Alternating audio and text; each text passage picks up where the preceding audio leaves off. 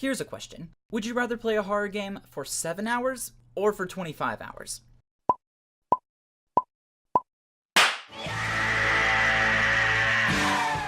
Horror games have always fascinated me, and by fascinated I mean utterly terrified. The idea of being stalked by some sort of monster through an abandoned house, a factory, or a graveyard has caused me to stay far, far away from this genre of games. However, with the release of Resident Evil 7, I figured it was high time I finally tap into my more masculine side and stop being such a pansy. So I got the game. I screamed a few times while playing, and I had it on easy mode the entire time, but I beat the game, and that easy stuff can just be our little secret, okay? So what did I think of my very first horror game? Well, the game was good.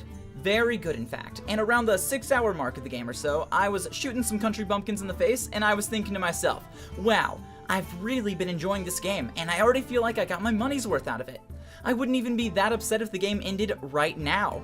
It didn't end right then, but funnily enough, the game did end just about an hour later. I was kinda sad that the game was over, but at the same time, I was satisfied that the game ended on a high note and while it was still scary. So, once I finished the game, it got me thinking a lot about the horror genre as a whole, and how we as gamers are constantly saying we want to play games that are longer, we want to play games that have more stuff in it, and that give us more bang for our buck. We want to make sure when we spend $60 on something that we get as much as possible out of those $60. We want hours and hours of experience. But what if the game doesn't need to last for 45 hours? What if the game just wants to tell a story and then leave?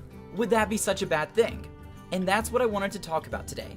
How long do you think the length of a horror-based video game should be? Do you think that it's more important to have a game that's long and padded out, or to have a shorter game that is consistently good all the way through? Personally, I'm more in favor of the short and sweet approach because, sure, the padded out game would last longer, and you would technically be getting more game time per dollar, but you most likely wouldn't be enjoying all of your time with the game since it's just filled with stuffing. Sure, it's scary stuffing, but it's still just stuffing. Think of it this way. If you're playing your 35-hour game and you suddenly realize you stopped having fun around the 17-hour mark, then why are you still playing? Sure, you've still got a lot more game to play, but being a game, it's expected to be fun. And if a game is not fun, is it still a game? However, a noticeable drop in quality is just one of 2 reasons that I'm typically against overly long horror games.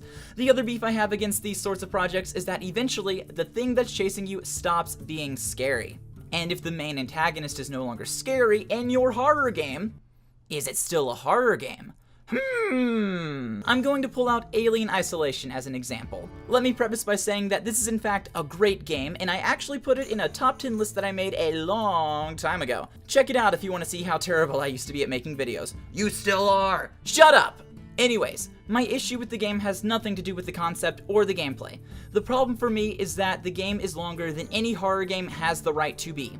This game clocks in at around 15 to 20 hours, and that's the time frame for a small RPG, not a horror game about aliens climbing through ventilation shafts. The first time the alien jumps on you and eats your face, you scream. You throw your controller across the room, and you probably wet your pants. The second time, you probably do the exact same thing, and the third, and the fourth, and honestly, for the first several hours, you're in a constant state of fear and paranoia.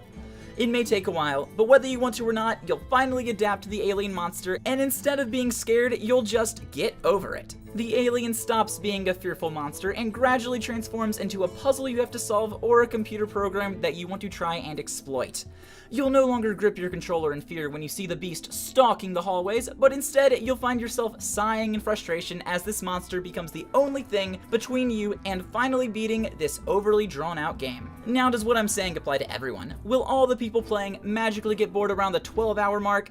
Probably not. There are just too many people with too many different tastes in the world. What I am saying though is that if you've got a one-trick pony, eventually you're gonna want to see if that pony does any new tricks, and being one trick, you will be disappointed when it continues to do the exact same thing for the next 5 hours. If you are into mindless repetition though, I do hear there's a new Call of Duty title coming out sometime in November. Heyo! Joking aside though, I didn't make this video to bash Alien Isolation. I think the game's actually very good. I just think it would have been a better game if it had been just a few hours shorter and was a bit more focused. And that's why I'm so into Resident Evil 7 right now.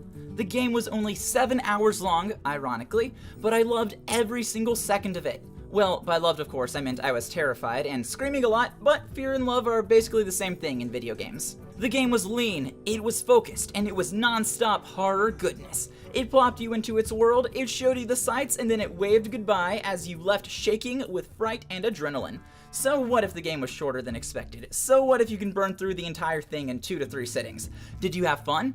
Was it scary? Great! Now go away and let me brood until Resi 8 comes out. I've got like 3 years to wait. Thinking back on it, I think I wanted Resident Evil 7 to be maybe just a little bit longer, but in all honesty, the game probably ended exactly where it needed to. There's this huge cruise ship you have to go into during the later part of the game, and while I was in that level, I learned how to exploit the main enemy type of the game, the Molded. You run up with a knife, you stab him in the face, you back up. You run up with a knife, you stab him in the face, you back up. Repeat this a few times, and eventually, once you're done going Rambo on their faces, they're dead. After that, the enemies become a lot less scary, and right as I was mastering how to exploit my foe's programming, the game came to an end. If Resi 7 had hung out for any longer, then it most likely would have stopped being scary altogether. So kudos to the developers for realizing when was most appropriate to finish their story.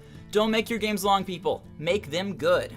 I'm only just now thinking of this, but isn't it weird how gaming is one of the few art forms that is critiqued when it isn't long enough? People go to the movies and they actually start to complain if the film goes over 3 hours, and nobody wants an immersive and drawn-out experience when waiting for food at a restaurant. The desire for longevity only seems to affect gaming, and it's puzzling as to why it is. In my own humble opinion, I think that the sweet spot for any horror game is around 8 to 12 hours, preferably right around the 10-hour mark. That's long enough to where you feel like you're immersed in the world, and it's short enough for you to still be scared by the aliens or zombies or whatever that pop out at you.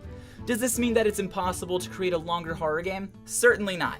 But it does mean that the developers will need to work a lot harder to make sure you remain scared during your extended stay. And that's basically all I wanted to say.